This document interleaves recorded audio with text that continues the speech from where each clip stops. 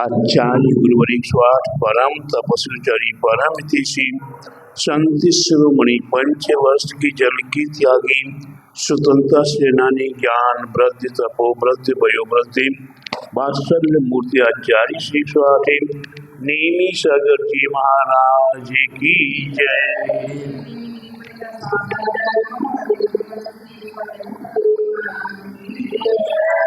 भव्यात्मा यहाँ प्रसंग चल रहा था कसाई। कसाई कितनी होती हैं? 4 कसाई होती हैं, क्रोध, मान, माया और लोभ।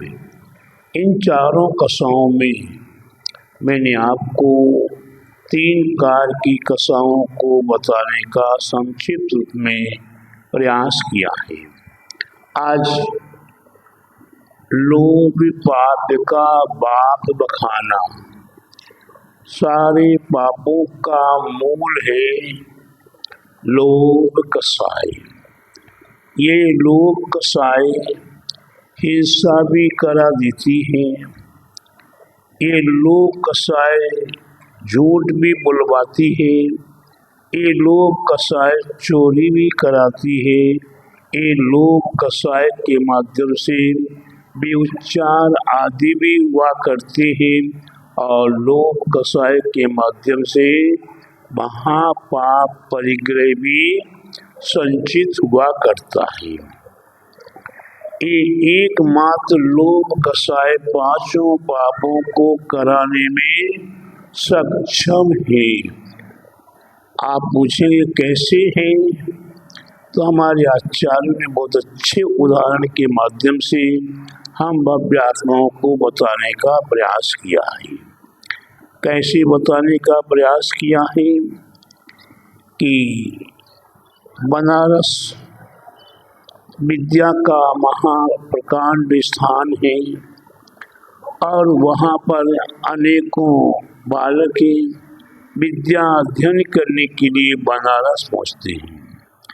अब एक बंदा ब्राह्मण परिवार का वही वहाँ अध्ययन करने के लिए पहुँचा और धीरे धीरे 12 वर्ष तक उसने अध्ययन किया। अब वहाँ गुरुकुल के पंडितों ने, विद्वानों ने कहा कि तुम्हारी पढ़ाई पूरी हो गई, अब तुम घर जा सकते हो। अब वह घर आने के लिए और घर धीरे धीरे पहुंच जाता है। घर पहुंच जाने के उपरांत वह अपने आप को बड़ा विद्वान, बड़ा पंडित मानने लगा। धीरे धीरे किसी ने पूछ लिया लोभ पाप का बाप, लोभ का बाप क्या है? लोभ का बाप क्या है? पाप का बाप क्या है? पूछ लिया।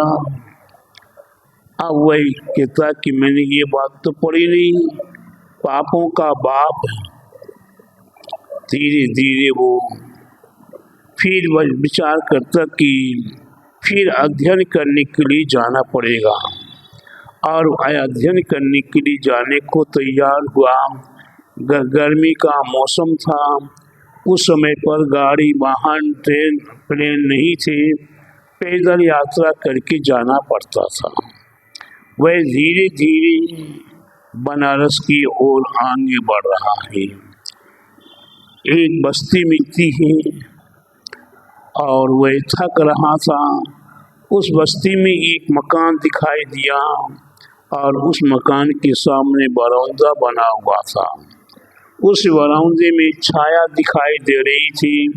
वह विचार करता कि इस छाया में जाके थोड़ा आराम कर लिया जाए।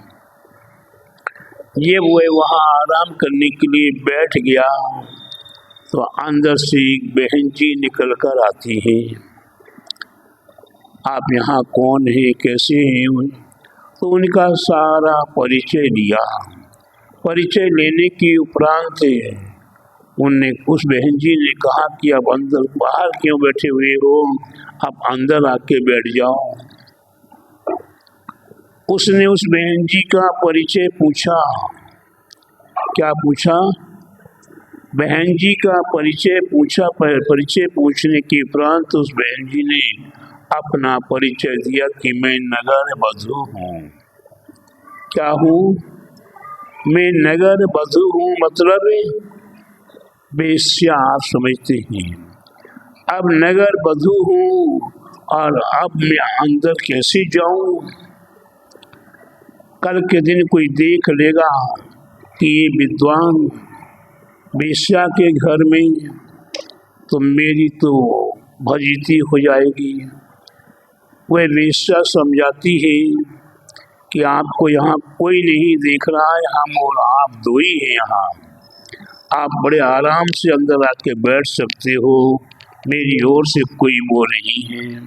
मैं आपको स्पर्श नहीं कर रही हूँ, मैं आपको छेड़ नहीं रही हूँ, आपको गर्मी से बचा के छाया में बैठाने का आग्रह कर रही हूँ।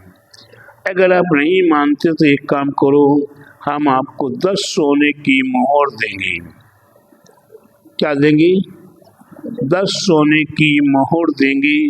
पंडित जी के लिए मन में विचार आ गया कि वास्तव में कह रही है कि कोई नहीं देख रहा है। अब 10 मोहरें सोने की कितनी कीमती होती है। बड़े भाग्य से एक मोहर भी हम नहीं कमा पाएंगे। यहाँ 10 मोहरें बिगैर मेहनत के प्राप्त हो रही है और छाया भी प्राप्त होगी। ठीक है, मंजूर कर लिया। 10 मोहरें उसने लाके दे दी। अब वो बहन जी आग्रह करती कि आप थक के आए हो, पसीना पसीना हो रहा, तो आपको प्यास लगाई होगी। एक गिलास आप मेरे घर में पानी पी लो, मेरा जीवन धन्य हो जाएगा। वह पंडित जी साहब नाना नाना करते करते हाँ कर बैठते हैं। क्यों? कि 100 सोने की मोहरें मिलने वाली हैं। कितनी? 100 महीने सोने की। अब तो कमरे के अंदर है, कोई देख भी नहीं रहा। ठीक है, पानी हम मैं नहीं ला के दूंगी, आप गगरी में से पानी भर के पी लो। पंडित जी साहब ने विचार किया, प्यास तो लग रही है, गला सूख रहा है और 100 मोहरें भी मिल रही है, पानी भी मिल रहा है, चलो पानी पी लेता हूँ। 100 मोहरें ले ली और पानी पी लिया। अब पानी पीने के उपरांत वह वेश्या आग्रह करती है, नगर वधू आग्रह करती है कि आप भूखे प्यासे हो गए, बहुत देर हो गई, अपने नगर से निकले हुए, आप भोजन भी कर लीजिए। 1000 मोहरें आपको सोने की दूंगा। पंडित जी साहब एन के का नाना नाना ना करते करते हाँ कर जाते हैं और भोजन करने को तैयार हो जाते हैं। अब वह वेश्या नगर वधू कहती है कि आप मेरे जीवन को भी धन्य कर दो। मैंने जीवन बहुत पाप किया है। अब मौका मिला मेरे को पुण्य कमाने का कि मेरे हाथ से एक गिलास आप भोजन ग्रहण कर लो। आप जो कहोगे वो मैं आपको दूंगा। आप पंडित जी साहब तो मोहरों के लोभ में एक गिलास भोजन ग्रहण करने के लिए भी तैयार हो गए। वेश्या ने नगर वधू ने क्या किया, हाथ में भोजन लिया और धीरे धीरे मुख के पास तक लेके गई और धीरे से भोजन छोड़ा और जोर से ही गाल में चांटा मारा। पंडित जी साहब, आपकी पढ़ाई पूरी हो गई, अब आपको बनारस जाने की आवश्यकता नहीं है। आपको क्या पता करने के लिए जाना था, पाप का बाप क्या है? पाप का बाप क्या है? अब आपको एक चांटा पड़ा, अब ज्ञान आ जाएगा जल्दी। लोभ पाप का बाप है। आपने 10 महीने 100 महीने और 1000 महीने जो सोने की आपको मिल रही थी, बड़ी अच्छी लग रही थी, और फिर जब गाल पे चांटा पड़ा तो तिल मिला गए। आपको अब ये ज्ञान भूलोगे नहीं।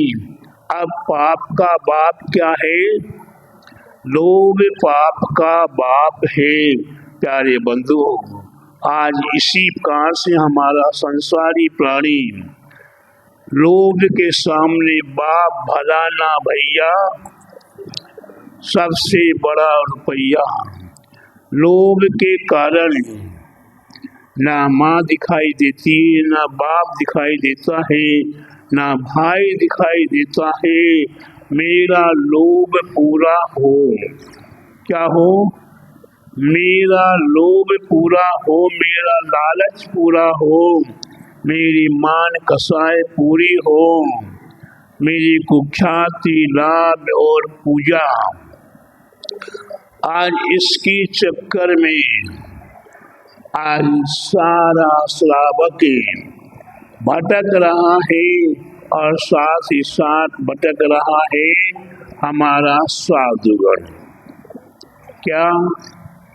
हमारा साधुगण भी भटक रहा है। मेरे को याद आता है कि साधुओं ने अपना घर, अपने माता पिता परिवार को क्यों छोड़ा, अपनी जमीन जायदाद अपना हिस्सा क्यों छोड़ा, कि हमें इन पापों से रहित रहना है। लेकिन जैसे जैसे तब त्याग बढ़ता है, वैसे वैसे ख्याति, मेरी ख्याति सबसे बड़ी हो, महान मेरी ख्याति, मैंने इतना किया, उसने इतना किया तो मैं उससे आगे बढ़ के करूँ, उसने ऐसा किया तो मैं उससे बढ़ के करूँ, मैंने इतना किया तो उससे बढ़ के मैं करूँ। एक ख्याति, लाभ और मेरी पूजा, हजारों हजारों मन नारियल, हजारों हजारों सैकड़ों सैकड़ों ट्रक भारे नारियल अपने लिए चढ़वाने के लिए 5-5 क्विंटल का नारियल बना के थैली फिर गुरुदेव को निमंत्रण करने में चढ़वाया जाता है। किसी श्रावक का ऐसा भाव नहीं रहता, श्रावक की ऐसी बुद्धि नहीं कि हम ऐसा कैसे करें। इस सब पीछे से साधु का ही निर्देश हुआ करता है, चाहे वो दया सागर जी हो, चाहे विद्यासागर जी हो, चाहे बराक सागर जी हो, चाहे विशुद्ध सागर हो, चाहे विमल सागर हो। ये सब साधुओं के पीछे सहयोग हुआ करता है। तो साधु का स्वयं ही बड़ी बड़ी सुंदर सुंदर पत्रिकाएं, बड़े बड़े फोल्डर आदि, ये सब निर्देश किसके हुआ करते हैं? बिगाड़ साधु के देखे कोई पत्रिका, कोई फोल्डर आदि नहीं छपा करता है। कोई गुरु की प्रशंसा में कुछ लिख रहा है तो अंत में गुरु को दिखाया जाता है, फिर इसके उपरांत ही वो ये गुरु ओके कर देते तभी जाकर पेपर आदि में छपा करता है। तो प्यारे बंधुओं, हम कथनी में और करनी में कितने बदलते चले जा रहे हैं। कथनी हमारी क्या है और करनी क्या है? हमारे प्रवचन में हम वैराग की बातें करते हैं, राग देश से रहित होने की बातें करते हैं, और कमरे के अंदर बैठ के राग देश मोह माया ममता में डूबे हुए रहते हैं। तो प्यारे बंधुओं, ऐसे मौके पर अगर सामान्य व्यक्ति दर्शन करने भी पहुंच जाता है अनिल भैया,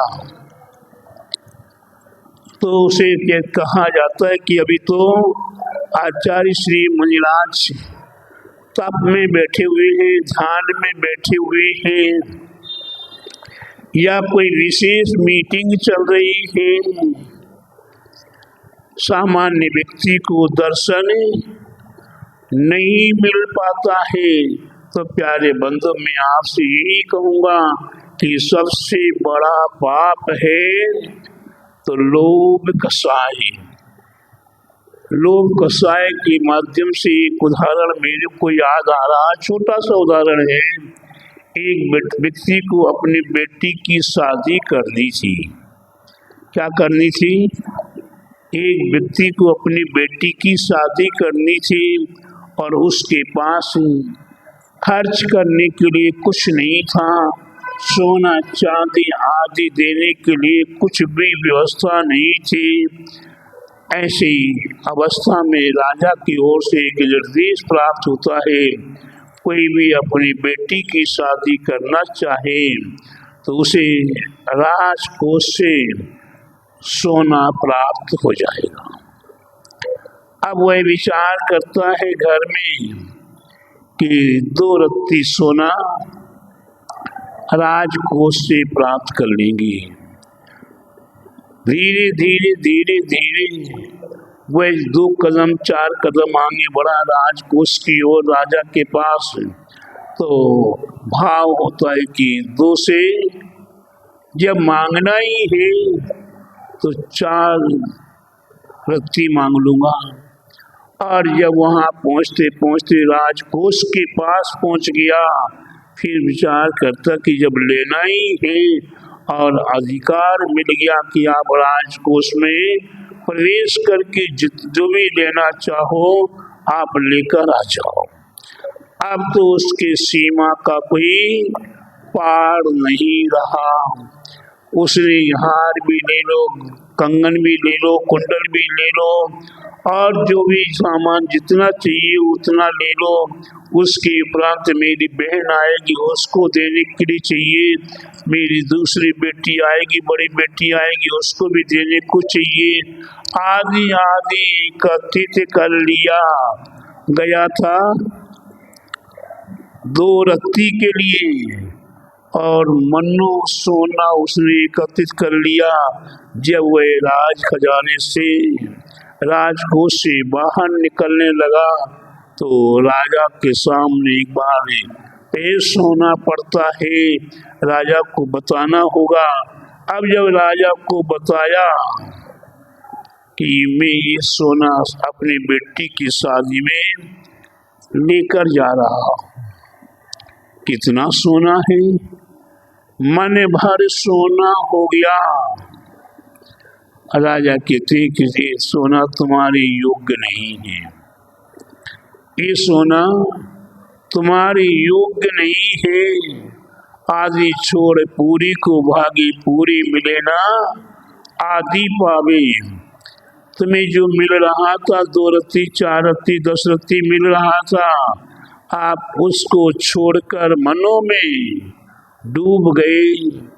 तो प्यारे बंधु, ना आधा मिला ना पूरा मिला, पूरा का पूरा सोना राजा के पास सिपाहियों ने जब्त कर लिया। फिर अपमानित होकर वापिस घर लौटकर आना पड़ा, कुछ नहीं हाथ पल्ले लगा। तो प्यारे बंधु, ये लोभ की कहानी कितनी बुरी है। उसी प्रकार से आप सभी संसारी व्यक्ति इसी प्रकार के लोभ लालच में लगे हुए हैं और विचार फिर करते हैं कि आधी छोड़ पूरी को भागे। अगर आपको कोई आधी रोटी खिला रहा है तो आप क्या कहते हो? नहीं नहीं, मैं तो पूरी खाऊंगा, मैं मेहमानी में आया हूँ, रोटी क्यों खाऊं, मैं तो पूरी खाऊंगा।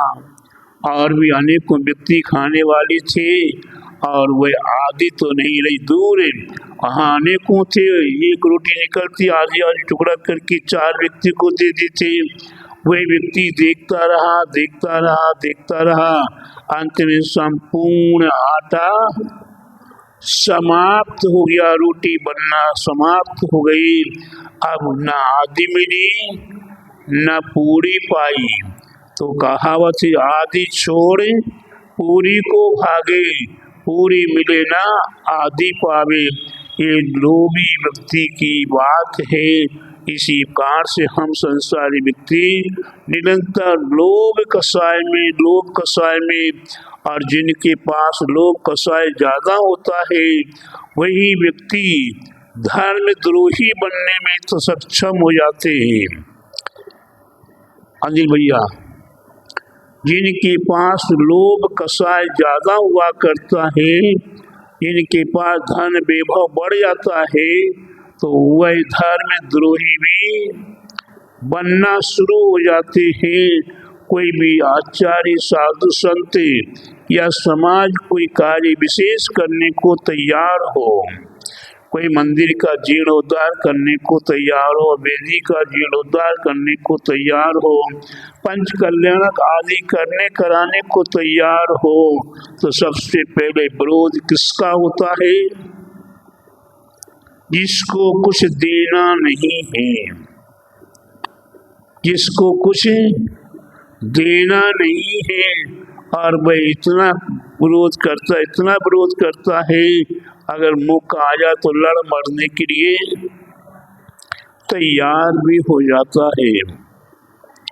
क्योंकि उसके पास कोई इज्जत तो है नहीं, मान मर्यादा है नहीं, और कब किसकी इज्जत को उतारना है वह उस इज्जत को उतारने के लिए तैयार होता। लेकिन प्यारे बंधुओं, विरोध करने वाला विरोध करता रह जाता है, और जो सक्रिय व्यक्ति हुआ करते हैं, ये निष्काम लोग हुआ करते हैं, और अपना धन प्राप्त हुआ है उसे दान आदि में अच्छे काम में लगाना चाहते हैं, वह उनका कार्य अवश्य ही पूरा हो जाता है। विरोध करते करते अपना जीवन बर्बाद कर लेता है।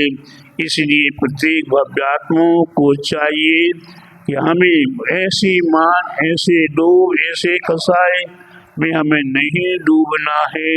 हमें अपने पापों से बचना है, और लोभ पाप का बाप है। इसलिए हमें चाहे वो ख्याति लाभ पूजा आदि संबंधी कोई भी प्रसंग हो, उससे हमें बचने का प्रयास करना है, और हमें धर्म ध्यान करते हुए, दान पूजा करते हुए अपने जीवन को सार्थक करना है। आप सभी भव्य आत्माएं सरल प्रणामी हैं। आप प्रतिदिन 2 शब्दों को सुनने के लिए आते हैं, और मेरे को जो समझ में आता मैं आपको कहीं का ईंट कहीं का रोड़ा, और भानुमती ने कुनुआ जोड़ा। मिस्त्री का कुछ नहीं होता, कहीं से ईंट आता है, कहीं से गारा आता है, कहीं से बनाने वाला आता है, और बिल्डिंग बन जाती है। उसी प्रकार मेरे पास तो अपना माल कुछ भी नहीं। मैंने पिछले दिनों में बताया था कि मेरे पास ये जो माल है ये सब चोरी का माल है। अनिल भैया, मेरे पास जो माल है वो कहाँ का है? सब चोरी का माल है। कहीं विद्यासागर जी के पास से चुरा लिया, कहीं नेमी सागर जी महाराज के पास से चुरा लिया, और न जाने कौन कौन से आचार्यों के, कौन कौन से साधुओं के पास ये जो माल मैंने पाया वह उनसे चुरा लिया। उसके अलावा जो ज्ञानी पुरुष मिले उनके पास जो हुआ तो उनसे भी चुरा के अपने पास रख लिया। आप चोरी के माल से बचिएगा, क्योंकि चोरी का माल अगर पकड़ा जाए तो क्या होता है? चोरी का माल जिसके पास पकड़ा जाए, पारस बेटा, तो क्या होता है? वह पकड़ा जाए, जेल जाना पड़ता है। तो प्यारे बंधु, आपने चोरी का माल लिया है, लेकिन हमारे पास जो चोरी का माल है उसमें सरकारी टैक्स नहीं है, इसलिए आपको कोई सजा नहीं होगी। आप उसे सुरक्षित रखे अपना जीवन का उत्थान कीजिए। बोले महावीर भगवान की जय। अधीश्वर प्रभादिनाथ भगवान की जय। माँ जिरवाणी माता की जय। आचार्य गुरुवरिक स्वाति परम तपस्वी परम से संत शिरोमणि पंचवर्ष की जल की त्यागी स्वतंत्र सेनानी ज्ञान वृद्धि तपो वृद्धि वयो वृद्धि वात्सल्य मूर्ति आचार्य श्री स्वाति नेमी सगर जी महाराज की